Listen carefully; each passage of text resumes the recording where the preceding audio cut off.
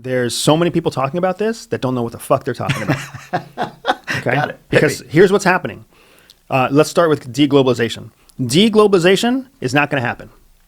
It's just not going to happen. It will be a temporary blip because guess what human beings are? We have a short memory. So COVID came through. We all found all of our supply lines went through China. Why were all of our supply lines going through China in the first place? Yeah. Expense. Guess what's going to last longer than our memory? Yeah. Expense. The supply lines are just going to either continue to go through China, or more likely they're going to find some other third world country to go through. But globalization is not dying. Globalization is going to evolve and it's going to change slightly. But everybody from your bakery in Wisconsin to your multi-billion-dollar firm in New York City, we're all going to recognize in 10, 12, 15 years. It just doesn't make sense to have diversified supply chains if it costs us an extra 15% on the bottom line, because we have shareholders and stockbrokers that we need to keep happy, right? And the only way that that's going to happen is if we can recapture 7% of that 15% and squeeze a little bit more out of our supply line. So now instead of diversifying through 4 different channels, we're going to diversify only through 2 different channels. But we're still going to diversify because globalization is very much going to happen. So the idea of deglobalization, hard stop, never going to happen. It'll change, it'll evolve, it'll flux. The only time we ever really had the idea of an isolationist policy was going up into World War II. And how did that turn out, right? It turned out like shit. We're never going to go back to that. So, and the United States knows that if we want to have economic dominance, we need globalization, because globalization is the tool that we use to leverage influence over other countries.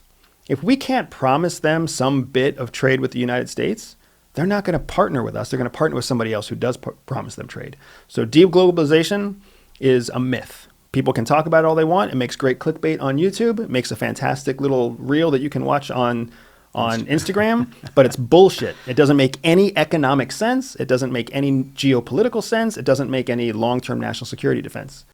Tribe listeners, I have an extremely exciting announcement for all of you. Do you want to come hang out with Cody Sanchez, David Osborne, David Green, Rich Roll, and even yours truly down in Austin, Texas? Well, let's do it. May 1st, 2nd, and 3rd, for the first time ever, GoBundance, the exclusive millionaire membership group, is opening up an event to anyone, man, woman, millionaire or not, and we're calling it the Austin Entrepreneurial Summit. At the AES, you'll meet all those people I mentioned, plus GoBundance members on both the men's and women's side, and I'll be there hanging out the entire time. Every event I've ever attended for GoBundance has given me a disproportionate return on the money spent and the time spent to get there. And this is the biggest one that GoBundance has ever done. So if you're a member, not a member, and you're looking to supercharge the second part of your year 2024, this event in May is a great way to get that all kickstarted. Go to GoBundance.com/AES right now for early bird pricing for members and guests. And warning, the power of GoBundance events is that it holds you accountable long after you're gone to achieving whatever goals you've set. So this event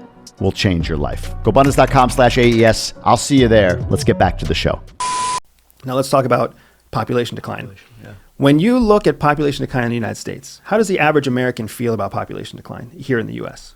Feel about it? I feel like it's an external problem, not an internal problem. That's how most feel like. So then how do you think the average Chinese person feels about it too?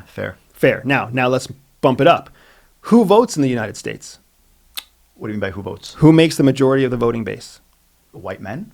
Old people. Yeah. People over the age of 55. Actually, people over the age of 45. True. Because we care enough to vote, because we're invested in our country. Who votes in China? Everyone. Nobody. Oh, true. That's true. Yeah. A totalitarian state. Yeah. So guess how much they care about their voting base? They don't care about a voting base. That's fair. Okay? So in the United States, you have old people in office who want to protect and make an older population feel very comforted and feel very safe, which is why you have constant debates about healthcare and retirement and, you know, the list goes on, Medicaid and Medicare, because the people that the politicians want to make the most happy are the aging demographic who becomes the voter that votes the next president, the next congressman, the next senator. So we have a country that's very focused on an aging population to keep them happy, to keep the power base in control. That's just the way it is. We don't care about the 21-year-old because guess what the national income is of the average 21-year-old? It's like $35,000. The average income of a 55-year-old is like $65,000. So which one's creating more GDP for the country? The older person. So who do we focus on? The older person. In China, it's the exact opposite. In China, the older you are, the less you contribute to the country. And remember how I said earlier on, you can't look at, if you think that China operates like the United States, that's mistake number one. Yeah.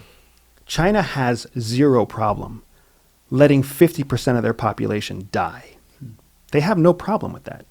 Because the 50% that's going to die is the least contributory to GDP.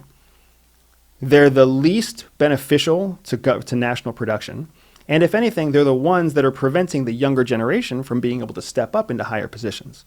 So you see China taking a very aggressive shift towards going from being a manufacturing country only to now becoming a tech manufacturing country. They still want to manufacture. They still want to pollute the environment. They still want to put people to work. They still want to run slave labor mills.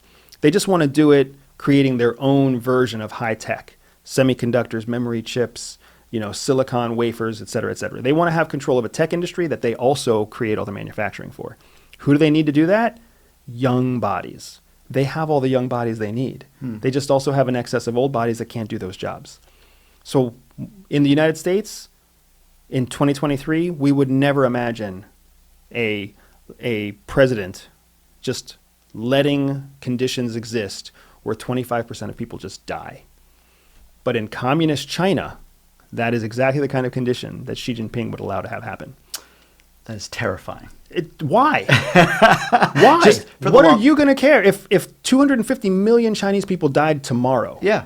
Would that really affect us? Well, my point is it's terrifying in as much that you said it. The American perspective is what I was actually going to ask the question, where is my bias here? And you've already pointed it out.